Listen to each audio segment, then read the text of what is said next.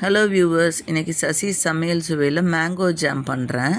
இதுக்கு தேவையான பொருட்கள் 2 மாங்காய், ஒரு 500 கிராம் வரும்.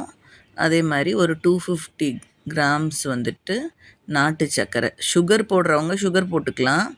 நாட்டு சர்க்கரையில் தான் நான் பண்ணுறேன். ஏன்னா வந்துட்டு ஹெல்த்தியானதாக இருக்கணுமேன்றதுனால, குழந்தைங்களுக்கெலாம் கொடுக்கறது சுகர் நல்லது கிடையாது. அண்ட் ஒரு லைமு. இந்த மேங்கோவை நல்லா அரைச்சி இந்த மாதிரி பல்பாக தோலை சீவிட்டு இந்த மாதிரி நல்லா மிக்சியில் போட்டு அரைச்சிடுங்க. அரைச்சி அதை வந்து ஒரு கடாயில் நெய் ஒன்றுமே போட வேணாம், வெறுமா கடாயில் போட்டு இந்த மாதிரி நல்லா வதக்க விடுங்க.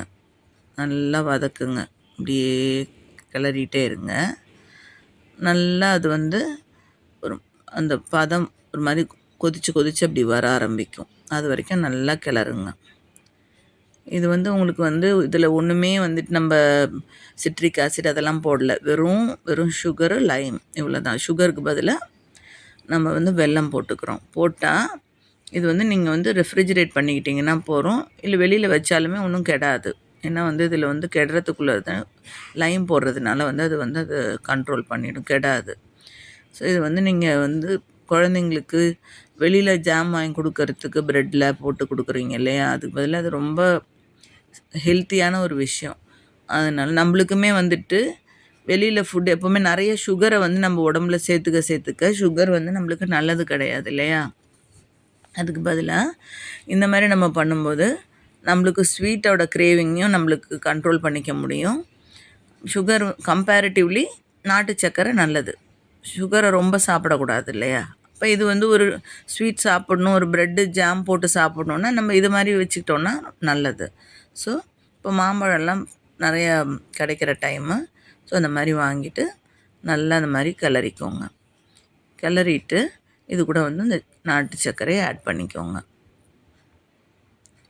ஆட் பண்ணிவிட்டு அதையும் போட்டு நல்லா கிளறுங்க. ரொம்ப ஈஸி ஆக்சுவலி. ஆனால் இது வந்து இந்த கலர் கிடைக்கணுன்னா நீங்கள் வந்து சுகர் போட்டிங்கன்னா அதே எல்லோ கலர் மெயின்டைன் ஆகும். இது வந்து நாட்டு சர்க்கரை போடுறதுனால வந்துட்டு அது அந்த கலர் ஆகிடுது. அவ்வளோதான், ப்ரௌனிஷ். ஆனால் taste will be very good. ரொம்ப நல்ல டேஸ்டியாக இருந்துச்சு. பண்ணிவிட்டு நீங்கள் வந்துட்டு இது மாதிரி நல்லா பண்ணிக்கோங்க. இது பொடியாக போடுறதுனால சீக்கிரமாக ஆகிடும். இதுவே வந்து நீங்கள் கட்டி சர்க்கரை பாவு காய்ச்சி போடும்போது நேரம் ஆகும். இது வந்து இப்போ தூளாகவே கிடைக்கிது பாருங்கள். பாரிஸ்லலாம் வந்துட்டு கல் இல்லாமலாம் நல்ல அது வந்து அந்த மாதிரி வாங்கிக்கிட்டிங்கன்னா ஈஸியாக இருக்கும். ஸோ அந்த மாதிரி நல்லா கிளறிக்கோங்க. கிளறிட்டு அது ஒரு மாதிரி கொஞ்சம் அப்படி பாருங்கள், விழுது கொஞ்சம் டைட்டாகிடுச்சு பாருங்கள். அந்த மாதிரி இருக்கும்போது நல்லா கிளறி விட்டுக்கோங்க.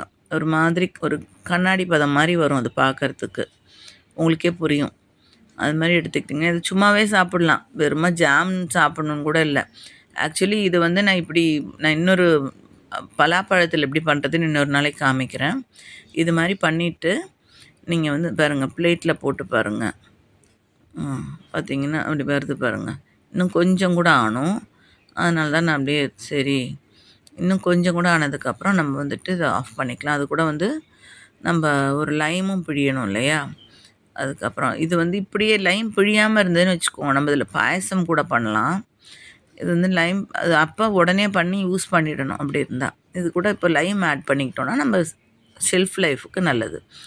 லைம் ஆட் பண்ணிவிட்டு நல்லா ஒரு கிளறி விட்டு வச்சுருங்க. அவ்வளோதான், ஜாம் ஆகிடுச்சு. இப்போ வந்துட்டு நம்ம இதை வந்து அழகாக எடுத்து ஒரு பாட்டிலில் சேவ் பண்ணி வச்சுக்கலாம். நல்லா ஆற விட்டுட்டு ஒரு பாட்டிலில் வச்சுட்டு நீங்கள் ஃப்ரிட்ஜில் வச்சு யூஸ் பண்ணிக்கலாம். இல்லையா நீங்கள் வந்துட்டு வெளியிலேயே கூட வச்சு யூஸ் பண்ணிக்கலாம். ஏன்னா இது டக்குன்னு தீர்ந்துடும். நம்ம 1/2 கிலோ தானே பண்ணுறோம். 1 கிலோ பண்ணால் கூட நீங்கள் வந்துட்டு நீங்கள் எடுத்து நல்லா கொஞ்சமாக எடுத்து வெளியில் வச்சுட்டு பாக்கி நீங்கள் ஃப்ரிட்ஜில் வச்சுக்கிட்டிங்கன்னா நல்லா வந்துட்டு வெளியில் வாங்குகிற ஜாமுக்கு இது வந்து ரொம்ப நல்லாயிருக்கும், டேஸ்டியாகவும் இருக்கும்.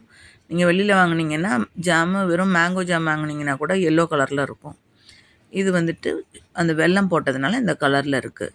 ஸோ ட்ரை பண்ணி பார்த்துட்டு எனக்கு லைக் பண்ணுங்கள், கமெண்ட் பண்ணுங்கள், ஷேர் பண்ணுங்கள்.